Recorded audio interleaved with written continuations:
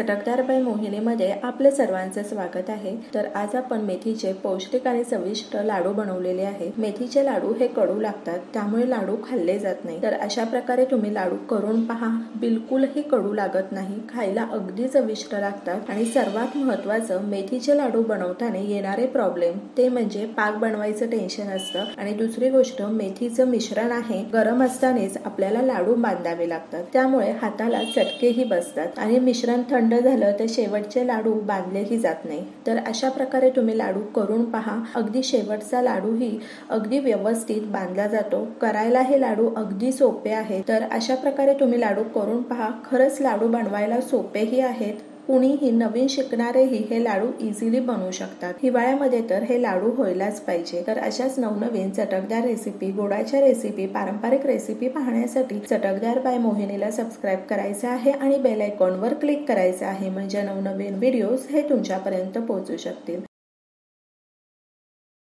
चला मग तर आपण लाडू बनवायला सुरुवात करू। तर ह्या ठिकाणी आपण 100 ग्रॅम मेथीदाणे वापरलेले आहेत। मेथीदाणे आपण स्वच्छ पुसून घेतलेले आहेत। गरम कढईमध्ये अगदी 1 ते 2 मिनिटाकरता मेथी परतवून घ्यायची आहे। जर मेथीमध्ये ओलसरपणा असेल तर तो निघून जाण्याकरता अगदी 1 ते 2 मिनिटाकरताच मेथी परतवून घ्यायची आहे। जर कडकडीत ऊन असेल तर तुम्ही उन्हामध्ये ठेवली तरी चालेल, पण मेथी आपल्याला जास्त प्रमाणात भाजून नाही घ्यायची, नाहीतर ती आणखी कडू होऊ शकते। तर मेथी थंड करायला ठेवायची आहे। मिक्सरमध्ये जमेल तितकी बारीक पावडर करून घेऊ।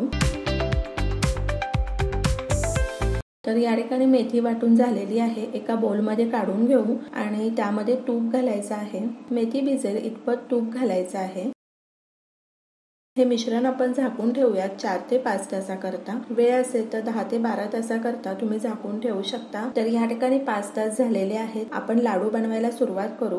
तर कढई गरम झालेली आहे। या ठिकाणी 150 ग्रॅम खोबरं घेतलेलं आहे। खोबरं आपण किसून घ्यायचं आहे आणि खोबरं आपण मध्यम गॅसवर छान परतवून घेऊ। खोबरं आपण मध्यम गॅसवर छान त्याला गुलाबी कलर येईपर्यंत परतवून घ्यायचं आहे। कोणतेही जिन्नस आपण करपवायचे नाहीये।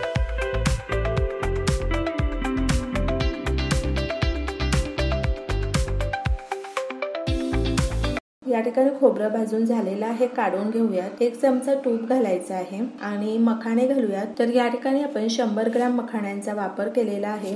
मखाणे हे अतिशय पौष्टिक असतात। मखाणे भाजून घ्यायला थोडा वेळ लागतो, तर मध्यम गॅसवर, मंद गॅसवर आपण मखाणे छान भाजून घेतलेले आहे। आणि जर मोठ्या गॅसवर आपण भाजले तर ते बाहेरून करपतील आणि आतून चिवट राहतील। आतपर्यंत ते व्यवस्थित भाजले जायला पाहिजे, तर त्याकरता आपण ते मध्यम गॅस आणि मंद गॅसवरच भाजून घेणार आहोत। मखाणे भाजून झालेले आहेत। तूप घालायचं आहे आणि त्यामध्ये डिंक घालूयात। तूप एकदा गरम झालं की डिंक आपण थोडा थोडा घालायचा आहे आणि मंद गॅसवर, मध्यम गॅसवर डिंक छान तळून घेणार आहोत। या ठिकाणी आपण 200 ग्रॅम डिंकाचा वापर केलेला आहे। डिंक तुमच्या आवडीनुसार तुम्ही कमी जास्त करू शकता। तर अशा प्रकारे आपण सर्व डिंक तळून घेणार आहोत। डिंक तळून घेताना गॅस मध्यम आचेवर आणि मंद आचेवरच ठेवायचा आहे, कारण बऱ्याच वेळा डिंक हा आतून कचवट राहतो। लाडू खाताना दातांना दुखापत होऊ शकते, तर त्याकरता आपण डिंक अगदी व्यवस्थित तळून घेणार आहोत। तर या ठिकाणी आपण 200 ग्रॅम डिंकाचा वापर केलेला आहे। बदाम आपण मध्यम आचेवर छान तळून घेऊ। या ठिकाणी आपण 200 ग्रॅम बदामचा वापर केलेला आहे। अक्रोडही मध्यम आचेवर छान तळून घेऊ। या ठिकाणी आपण 150 ग्रॅम अक्रोडचा वापर केलेला आहे। ड्रायफ्रुट्स तुमच्या आवडीनुसार तुम्ही कोणतेही घेतले तरी चालेल, काहीच हरकत नाही। आपण लाडूमध्ये जवसचा वापरही करणार आहे, तर 100 ग्रॅम जवस आपण या ठिकाणी वापरलेले आहेत। जवस भाजत आल्यानंतर उडतात, तर अशा प्रकारे तुम्ही जवस छान भाजून घेऊ शकता। तर ह्या ठिकाणी जवसही छान भाजून झालेले आहेत। जवस भाजतानाही घाई करायची नाहीये, मध्यम आचेवर, मंद आचेवरच छान भाजून घ्यायचे आहे, नाहीतर ते आतून कचवट राहू शकतात। पंपकिनच्या बिया घातलेल्या आहेत। पंपकिनच्या बियाही छान आपण भाजून घेणार आहोत। मध्यम आचेवर आपण पंपकिनच्या बियाही छान भाजून घेतलेल्या आहेत। तर ह्या ठिकाणी आपण 200 ग्रॅम पंपकिनच्या बियाचा वापर केलेला आहे। आता काजू हे असेच भाजून घ्यायचे आहेत। तर आपण 100 ग्रॅम काजूचा ह्या ठिकाणी वापर केलेला आहे। सगळे ड्रायफ्रुट्स भाजून किंवा तळून घेताना मध्यम आचेवर आणि मंद आचेवर छान भाजून घ्यायचे आहेत, त्यामुळे ते आतपर्यंत छान भाजले जातात। हळीवही छान मध्यम आचेवर आणि मंद आचेवर आपण भाजून घेतलेली आहे। तर ह्या ठिकाणी आपण 100 ग्रॅम हळीवचा वापर केलेला आहे। हळीव काढून घेऊयात। सर्व जिन्नस हे छान थंड झालेले आहेत। आता मिक्सरमध्ये जाडसर फिरवून घ्यायचे आहेत। तर सर्वप्रथम आपण मखाणे फिरवून घेऊ। सुरुवातीला आपल्याला अगदी पावडर नाही बनवायची, सर्व जिन्नस हे जाडसरच वाटून घ्यायचे आहेत। तर मखाणे वाटून झालेले आहेत। खोबरंही वाटून घ्यायचं आहे।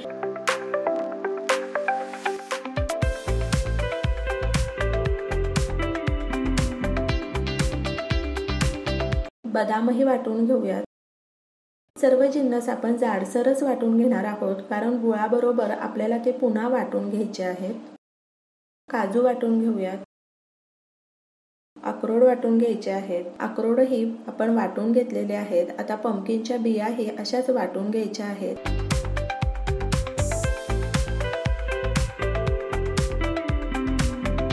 जवस आणि हळीव एकत्रच वाटून घेऊयात।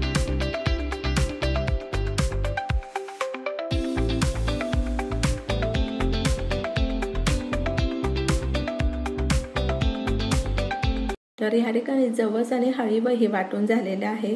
डिंकही आपण मिक्सरमध्येच फिरवून घेतलेला आहे। तुम्हाला हवा असेल तर डिंक तुम्ही लाटण्यानेही बारीक करू शकता। तर या ठिकाणी आपण 600 ग्रॅम गूळ बारीक कापून घेतलेला आहे, तो घालायचा आहे आणि मिक्स करून घेऊ। तुमच्या आवडीनुसार तुम्ही गुळाचं प्रमाण हे कमी जास्त करू शकता। तर साजूक तूप घालायचं आहे, त्यामध्ये 2 चमचे खसखस घालायची आहे।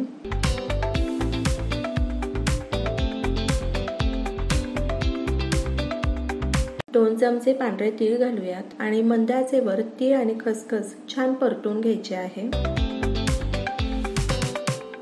गॅस बंद करायचा आहे। तर आपण या मिश्रणामध्ये 2 चमचे जायफळ पावडर घातलेली आहे आणि 1 चमचा सुंठ पावडर घातलेली आहे, ती दाखवायची राहून गेली। गूळ घालून आपण हे मिश्रण एकत्र केलेलं आहे, पण ते पुन्हा मिक्सरमध्ये एकसारखं करून घेऊ, की जेणेकरून सर्व मिश्रणाला गूळ अगदी व्यवस्थित एकसारखा लागला जाईल।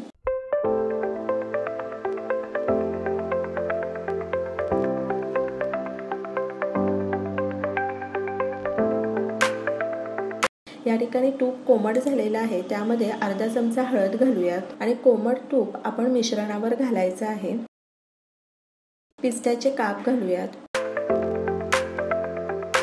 आणि भिजवलेली मेथी घालायची आहे आणि हे मिश्रण अगदी छान एकजीव करून घ्यायचं आहे।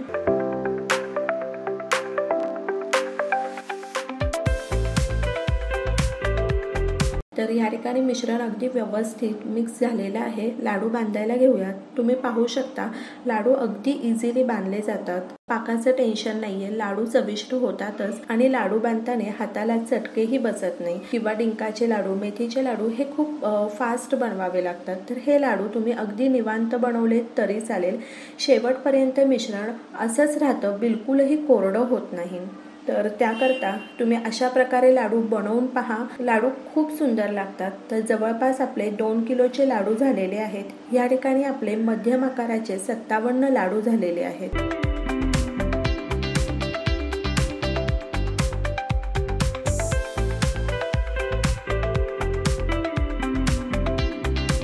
तुम्ही पाहू शकता शेवटच्या मिश्रणापर्यंतही लाडू अगदी व्यवस्थित छान बांधले जात आहे।